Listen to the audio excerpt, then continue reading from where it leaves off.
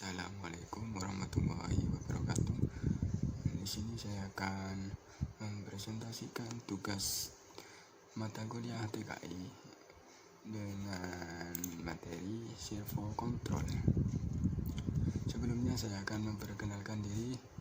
Saya dari kelompok 2. Nama saya Fadwa Rashid, NRP 24 dengan Nur Aida. Di sini ada pengertian dari servo control.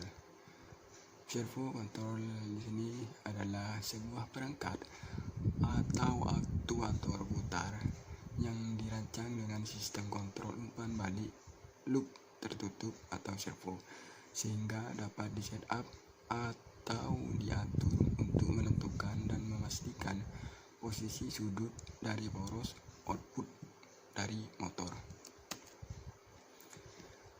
Di sini ada komponen dan arsitektur. Yang pertama, sistem servo. Servo adalah istilah yang berlaku untuk suatu fungsi atau seperti pada gambar 4.31. Fungsi dan tugas sistem dari sebuah servo dapat dijelaskan sebagai berikut. Sinyal perintah yang dikeluarkan dari panel antarmuka pengguna masuk dalam ke pengendali posisi sistem servo. Di sini adalah gambar 4.31 di mana ini ada input AC power yang masuk ke power supply. Dari power supply ini akan dirubah dari AC ke DC power untuk menghidupkan programmer control di sini dan servo control. Dari power supply ini akan menghidupkan program control dan servo. Dari interface panel akan mengirim sinyal komen ke programmer control. Dan dari servo control di sini akan memberikan sinyal dari servo motor ke programmer control atau memberikan feedback dari servo control ke controller. Nah, di sini ada loop terbuka dan loop tertutup. Dalam sistem servo, yang dikontrol adalah perangkat yang mengaktifkan gerakan dengan memberikan perintah untuk melakukan sesuatu, untuk memulai atau mengubah kecepatan atau posisi atau keduanya sekaligus. Nah, lihat gambar 4.35. Sistem yang menganggap gerakan telah terjadi atau sedang dalam proses berlangsung disebut loop terbuka. Nah, di sini ada contoh gambar dari loop tertutup dan loop terbuka. Nah, yang gambar A di sini adalah contoh gambar loop terbuka, di mana kontrol di sini memberikan sinyal pada motor dan motor di sini tidak memberikan feedback kembali pada kontrol. Nah, itulah yang dimaksud dengan loop terbuka. Jadi motor di sini tidak akan memberikan feedback atau sinyal kembali pada kontrol. Nah, ini adalah gambar loop tertutup. Dari kontrol di sini memberikan sinyal kepada motor. Lalu motor di sini akan memberikan feedback sinyal kepada kontrol kembali. Jadi kontrol di sini akan mendapatkan sinyal feedback dari motor ke kontrol. Nah, ini adalah sistem loop tertutup. Mekanisme Mekanisme kontrol. Kontrol servo adalah pengaturan kecepatan dan posisi motor berdasarkan umpan balik. Loop servo yang paling dasar adalah loop kecepatan. Putaran kecepatan menghasilkan perintah torsi untuk meminimalkan kesalahan antara perintah kecepatan dan umpan balik kecepatan. Cara paling umum untuk memberikan kontrol posisi adalah dengan menambahkan loop posisi pada cassette atau seri dengan loop kecepatan. Kontrol servo distribusi. Karena adanya banyak cara menyatukan sistem gerak servo, sistem kontrol gerak yang menggabungkan perangkat keras dan perangkat lunak, karena ada aplikasi untuk mereka.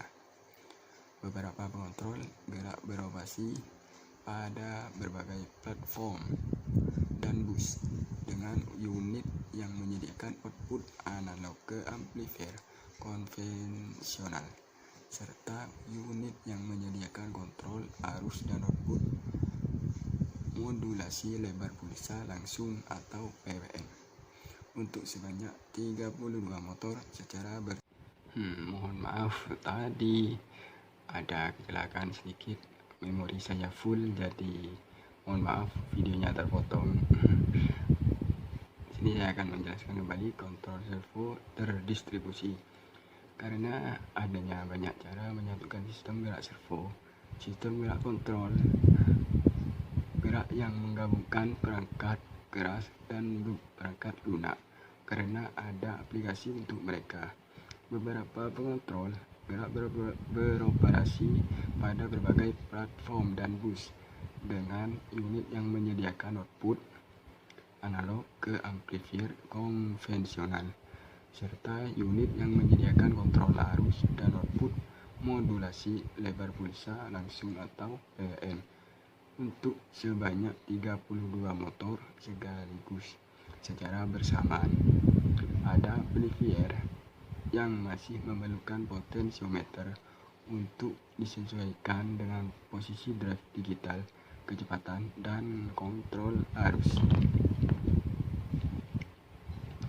Selanjutnya, pencampuran dan pencocokan unit yang hampir tak terbatas ini memungkinkan untuk mencapai solusi yang memuaskan untuk aplikasi.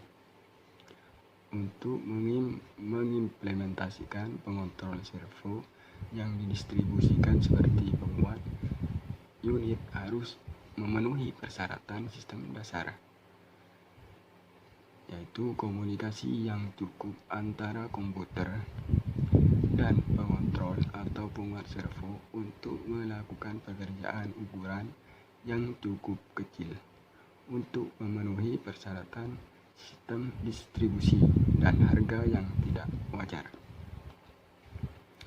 Lanjut ke importan servo control device. Nah, di sini terdapat jenis motor. Dari desain, motor listrik didasarkan pada penempatan konduktor atau kabel di medan magnet. Belitan memiliki banyak konduktor atau belokan kawat dan kontribusi setiap belokan. Setiap belokan individu menambah intensitas interaksi. Gaya yang ditambahkan dari belitan tergantung pada arus yang melewati belitan dan kekuatan medan magnet. Jika lebih banyak arus dilewatkan melalui belitan, maka lebih banyak kekuatan torsi yang diperoleh.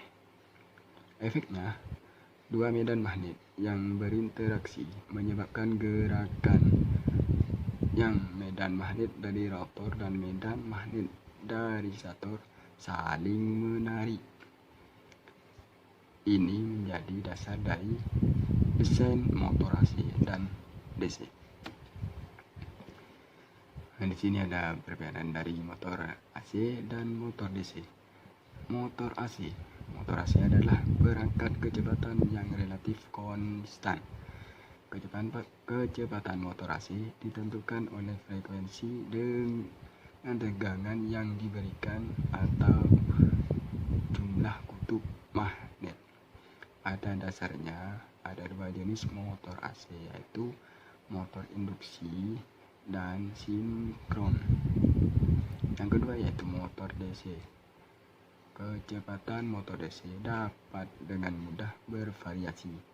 Oleh karena itu, mereka digunakan dalam aplikasi di mana kontrol kecepatan, kontrol servo, dan atau kebutuhan penentuan posisi. Nah, di sini ada satu rangkaian di mana bisa digunakan untuk motor. Yang pertama, Sunwood motor, series Wood motor, compound Wood motor, stepper motor, PMDC motor. Yang kedua, jenis perangkat umpan balik. Servo menggunakan sinyal umpan balik untuk stabilisasi kecepatan dan informasi posisi. Informasi ini dapat berasal dari berbagai perangkat seperti tachometer analog, tachometer digital atau optical encoder, atau dari resolver. Berikut ini masing-masing perangkat ini akan ditentukan dan dasarnya dieksplorasi. Analog tachometer, digital tachometer. Di sini ada absolute encoder, incremental encoder atau encoder tambahan. Oke, mungkin itu saja dari saya. Mohon maaf jika penjelasannya kurang, mungkin bisa ditambah dengan sering-sering di Google. Terima kasih. Assalamualaikum warahmatullahi wabarakatuh.